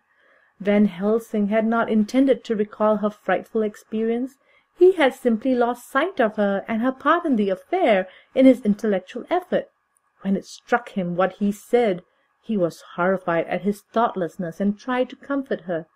"Oh, Madam Mina," he said, "dear, dear Madam Mina, alas, that I, of all who so reverence you, should have said anything so forgetful. These stupid old lips of mine and the stupid old head do not deserve so, but you will forget it, will you not?" He bent low beside her as he spoke. She took his hand, and looking at him through her tears, said hoarsely, "No, I shall not forget, for it is well that I remember. And with it I have so much in memory of you that is sweet, that I take it all together. Now, you must all be going soon. Breakfast is ready, and we must all eat that we may be strong." Breakfast was a strange meal to us all. We tried to be cheerful and encourage each other, and Mina was the brightest and most cheerful of us. When it was over, Van Helsing stood up and said, "Now, my dear friends, we go forth to our terrible enterprise. Are we all armed, as we were on that night when first we visited our enemy's lair, armed against ghostly as well as carnal attacks?" We all assured him. "Then it is well. Now, Madam Mina, you are in any case quite safe here until the sunset, and before then we shall return, we shall return. But before we go, let me see you armed against personal attack. I have myself, since you came down, prepared your chamber by the placing of things of which we know, so that he may not enter. Now let me guard yourself. On your forehead I touch this piece of sacred wafer in the name of the Father, the Son, and—" There was a fearful scream which almost froze our hearts to hear.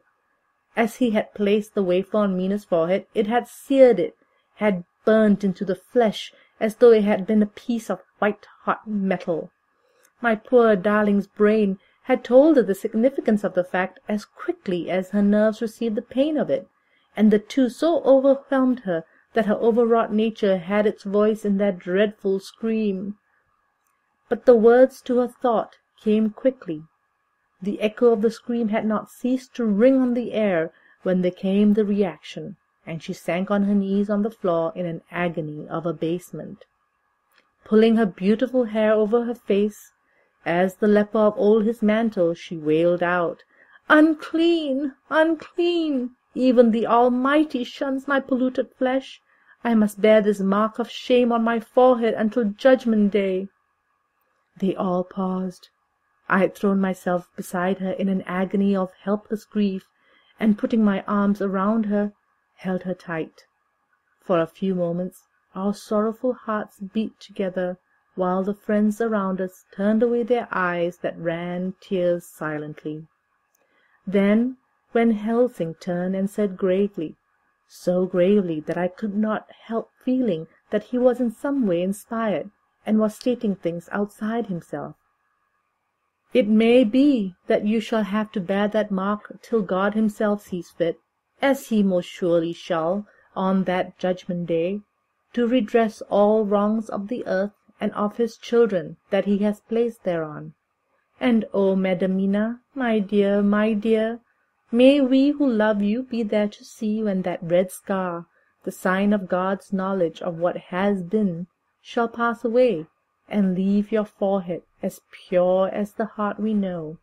For so surely as we live, that scar shall pass away when God sees right to lift the burden that is hard upon us. Till then we bear our cross, as his Son did in obedience to his will.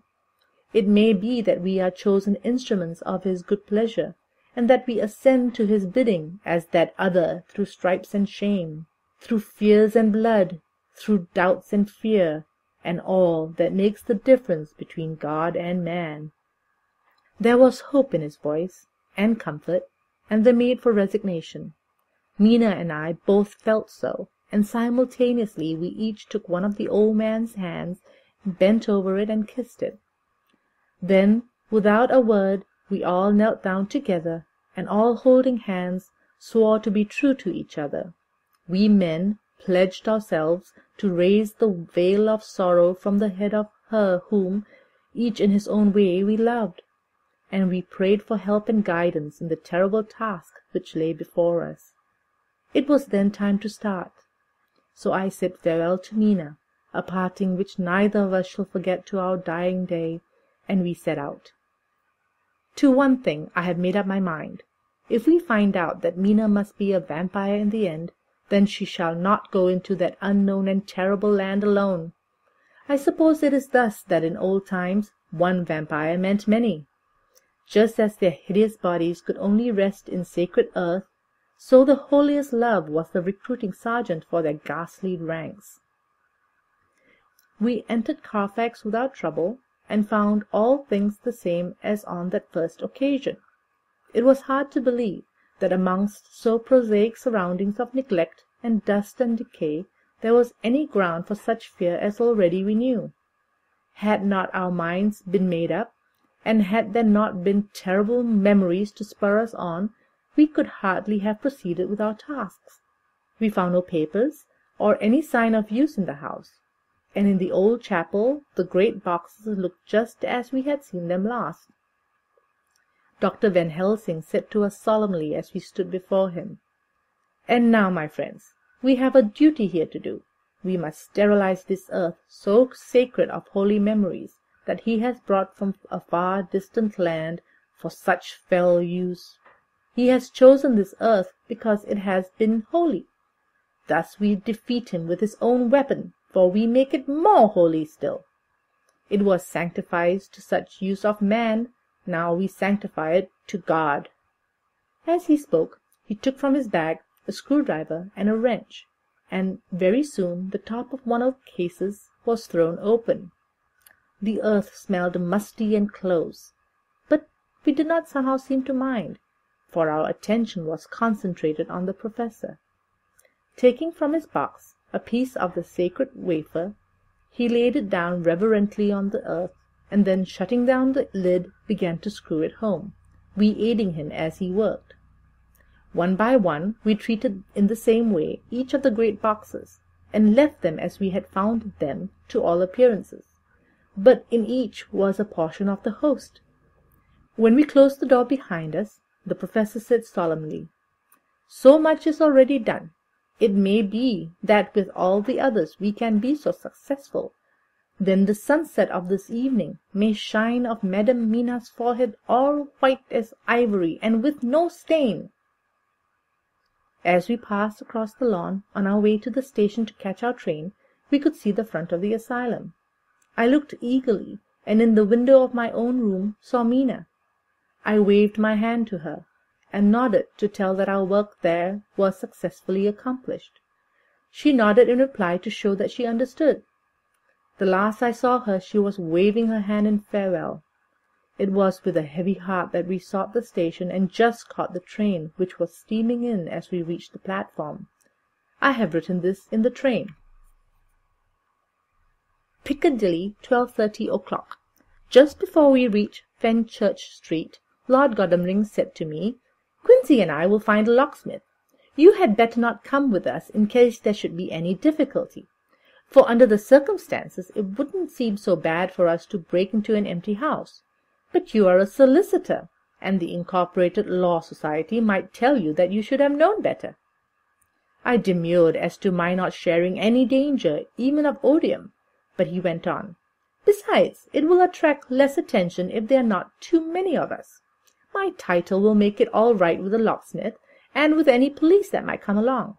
You had better go with Jack and the Professor and stay in Green Park, somewhere in sight of the house. And when you see the door opened and the smith has gone away, do you all come across. We shall be on the lookout for you, and shall let you in." "The advice is good," said Van Helsing, so we said no more. Godalming and Morris hurried off in a cab, we following in another. At the corner of Arlington Street, our contingent got out and strolled into the Green Park. My heart beat as I saw the house on which so much of our hope was centred, looming up grim and silent in its deserted condition amongst its more lively and spruced-up neighbours. We sat down on a bench within good view, and began to smoke cigars so as to attract as little attention as possible. The minutes seemed to pass with leaden feet as we waited for the coming of the others. At length we saw a four-wheeler drive up.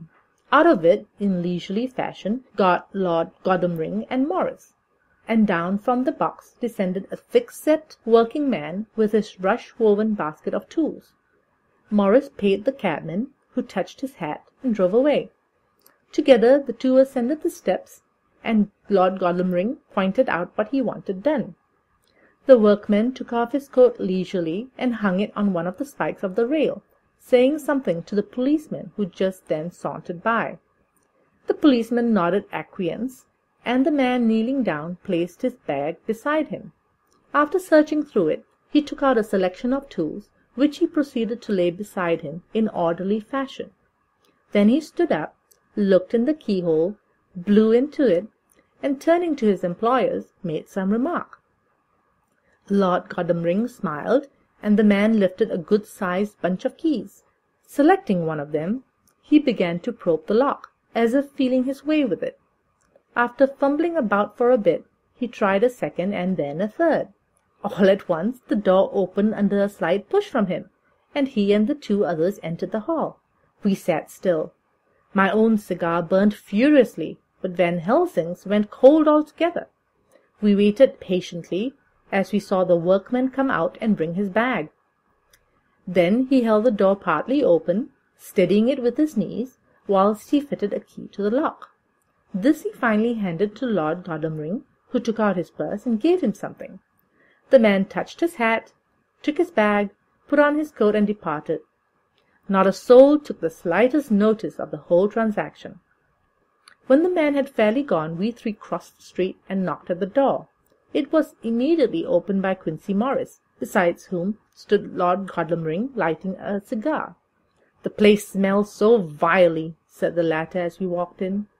It did indeed smell vilely, like the old chapel at Carfax, and with our previous experience it was plain to us that the Count had been using the place pretty freely.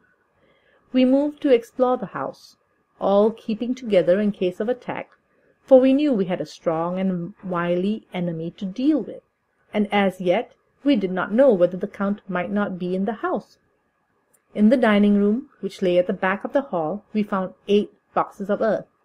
8 boxes only out of the 9 which we sought. Our work was not over, and would never be until we had found the missing box. First we opened the shutters of a window, which looked out across a narrow stone-flagged yard at the blank face of a stable, pointed to look like the front of a miniature house. There were no windows in it, so we were not afraid of being overlooked.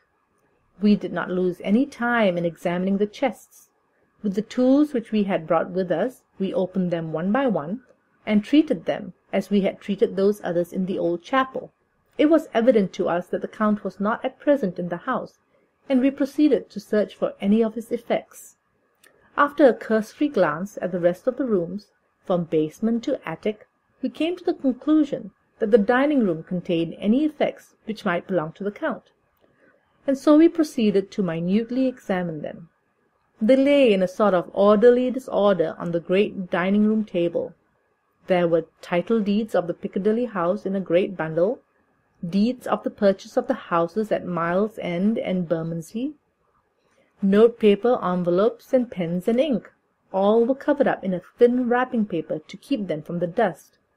There was also a clothes-brush, a brush and comb, and a jug and basin, the latter containing dirty water which was reddened as if with blood.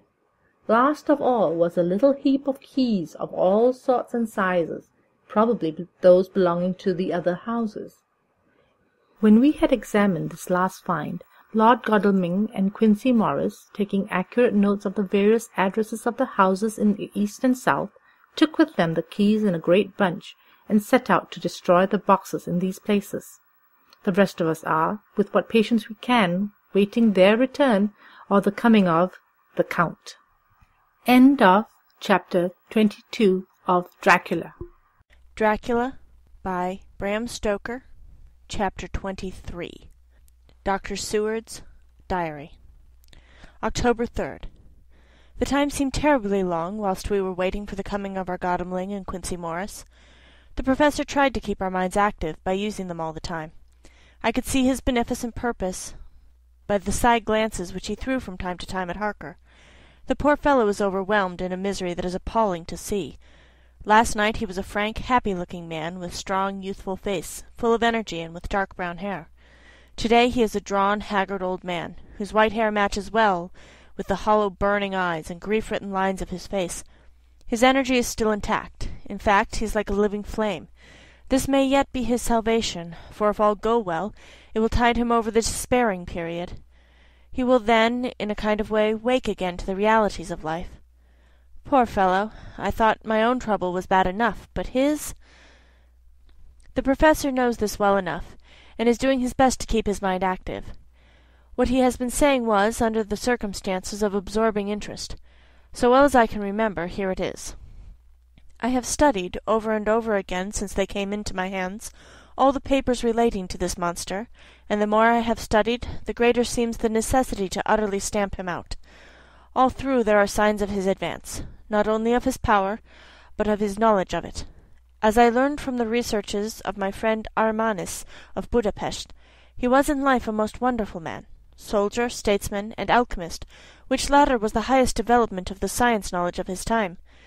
He had a mighty brain, a learning beyond compare, and a heart that knew no fear and no remorse. He dared even to attend the Schlossmanns, and there was no branch of knowledge of his time that he did not essay. Well, in him the brain power survived the physical death, though it would seem that memory was not all complete. In some faculties of mind he has and is only a child, but he is growing, and some things that were childish at the first are now of man's stature. He is experimenting, and doing it well, and if it had not been that we had crossed his path, he would be yet, he may be yet if we fail, the father or furtherer of a new life of beings, whose road must lead through death, not life. Harker groaned and said, "And this is all arrayed against my darling. But how is he experimenting? The knowledge may help us to defeat him." "He has all along, since his coming, been trying his power, slowly but surely. That big child brain of his is working. Well, for us it is as yet a child brain. For had he dared, at the first, to attempt certain things, he would long ago have been beyond our power. However, he means to succeed, and a man who has centuries before him can afford to wait and go slow. Festina lente may well be his motto." "I fail to understand," said Harker wearily. "Oh, do be more plain to me. Perhaps grief and trouble are dulling my brain." The Professor laid his hand tenderly on his shoulder as he spoke. "Ah, my child, I will be plain. Do you not see how, of late, this monster has been creeping into knowledge experimentally? He has been making use of the zoophagous patient to effect his entry into friend John's home, For your vampire, though in all afterwards he can come how and when he will, must at the first make entry only when asked thereto by an inmate. But these are not his most important experiments. Do we not see how at the first all these great boxes were moved by others? He knew not then but that must be so. But all the time that so great child-brain of his was growing, and he began to consider whether he might not himself move the box. So he began to try to help, and then, when he found that this be all right, he tried to move them all alone. And so he progress, and he scattered these graves of him, and none but he know where they are hidden. He may have intended to bury them deep in the ground, so that only he may use them in the night, or at such time as he can change his form. They do him equal well, and none may know these are his hiding-place. But, my child, do not despair, this knowledge came to him just too late. Already all of his lairs but one be sterilized as for him, and before the sunset this shall be so. Then he have no place where he can move and hide. I delayed this morning so that we might be sure. Is there not more at stake for us than for him? Then why not be more careful than him? By my clock it is 1 hour already, and if all be well, our friend Arthur and Quincy are on their way to us. To-day is our day, and we must go sure, if slow, and lose no chance. See, there are 5 of us when those absent ones return. Whilst we were speaking, we were startled by a knock at the hall door, the double postman's knock of the telegraph boy. We all moved out to the hall with one impulse, and Van Helsing, holding up his hand to us to keep silence, stepped to the door and opened it. The boy handed in a dispatch. The professor closed the door again, and after looking at the direction, opened it and read aloud. Look out for D. He has just now, 12:45, come from Carfax hurriedly and hastened towards the south. He seems to be going the round and may want to see you. Mina. There was a pause, broken by Jonathan Harker's voice. Now, God be thanked, we shall soon meet. Van Helsing turned to him quickly and said, God will act in his own way and time. Do not fear and do not rejoice as yet, for what we wish for at the moment may be our own undoings. I care for nothing now, he answered hotly, except to wipe out this brute from the face of creation. I would sell my soul to do it. Oh, hush, hush, my child, said Van Helsing. God does not purchase souls in this wise, and the devil, though he may purchase, does not keep faith. But God is merciful and just, and knows your pain and your devotion to that dear Madam Mina. Think you how her pain would be doubled did she but hear your wild words. Do not fear any of us. We are all devoted to this cause, and to-day shall see the end. The time is coming for action. To-day this vampire is limit to the powers of man. Until sunset he may not change. It will take him time yet to arrive here. See, it is 20 minutes past 1, and there are yet some times before he can hither come, be he ever so quick. What we must hope for is that my Lord Arthur and Quincy arrive first. About half an hour after we received Mrs. Harker's telegram, there came a quiet, resolute knock at the hall door. It was just an ordinary knock, such as is given hourly by thousands of gentlemen, but it made the professor's heart and mine beat loudly. We looked at each other, and together moved out into the hall. We each held ready to use our various armaments, the spiritual in the left hand, the mortal in the right. Van Helsing pulled back the latch, and holding the door half open, stood back, having both hands ready for action. The gladness of our hearts must have shone upon our faces, when on the step, close to the door, we saw Lord Gadamling and Quincy Morris. They came in quickly and closed the door behind them, the former saying, as they moved along the hall, "It is all right. We found both places. 6 boxes in each, and we destroyed them all." "Destroyed?" asked the professor. "For him." We were silent for a minute, and then Quincy said, "There's nothing to do but wait here. If, however, he doesn't turn up by 5 o'clock, we must start off, for it won't do to leave Mrs. Harker alone after sunset." "He will be here before long now," said Van Helsing, who had been consulting his pocket-book. "Nota bene, in Madame's telegram he went south from Carfax. That means he went to cross the river, and he could only do so at slack of tide, which should be something before 1 o'clock. That he went south has a meaning for us. He is as yet only suspicious, and he went from Carfax first to the place where he would suspect interference least. You must have been at Bermondsey only a short time before him. That he is not here already shows that he went to Mile End next. This took him some time, for he would then have to be carried over the river in some way. Believe me, my friends, we shall not have long to wait now. We should have ready some plan of attack, so that we may throw away no chance. Hush, there is no time now. Have all your arms. Be ready."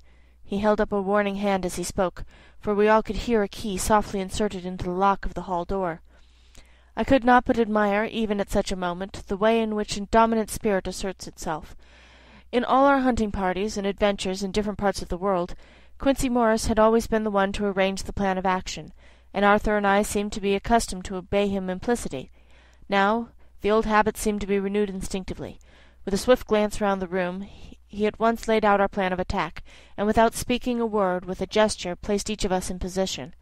Van Helsing, Harker, and I were just behind the door, so that when it opened the Professor could guard it whilst we two stepped between the intercomer and the door.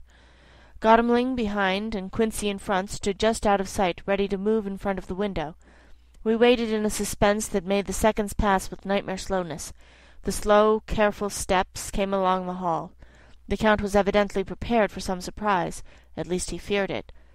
Suddenly, with a single bound, he leapt into the room, winning away past us before any of us could raise a hand to stay him. There was something so panther-like in the movement, something so unhuman, that it seemed to sober us all from the shock of his coming. The first to act was Harker, who, with a quick movement, threw himself before the door leading into the room in front of the house. As the Count saw us, a horrible sort of snarl passed over his face, showing the eye-tooth long and pointed. But the evil smile as quickly passed into a cold stare of lion-like disdain. His expression again changed as, with a single impulse, we all advanced upon him. It was a pity that we had not some better yet organized plan of attack, for even at the moment I wondered what we were to do.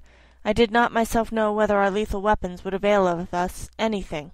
Harker evidently meant to try the matter, for he had ready his great kukuri knife and made a fierce and sudden cut at him. The blow was a powerful one, only the diabolical quickness of the Count's leap back saved him. A second less, and the trenchant blade had shorn through his heart. As it was, the point just cut the cloth of his coat, making a wide gap whence a bundle of banknotes and stream of gold fell out. The expression of the Count's face was so hellish that for a moment I feared for Harker, though I saw him throw the terrible knife aloft again for another stroke. Instinctively I moved forward, and with a protective impulse, holding the crucifix and wafer in my left hand, I felt a mighty power fly along my arm, and it was without surprise that I saw the monster cower back before a similar movement made spontaneously by each one of us. It would be impossible to describe the expression of hate and baffled malignity, of anger and hellish rage, which came over the Count's face. His waxen hue became greenish-yellow by the contrast of his burning eyes, and the red scar on the forehead showed on the pallid skin like a palpitating wound. The next instant, with a sinuous dive, he swept under Harker's arm, ere his blow could fall, and, grasping a handful of the money from the floor, dashed across the room, threw himself at the window. Amid the crash and glitter of the falling glass, he tumbled into the flagged area below. Through the sound of the shivering glass I could hear the ting of the gold as some of the sovereigns fell on the flagging.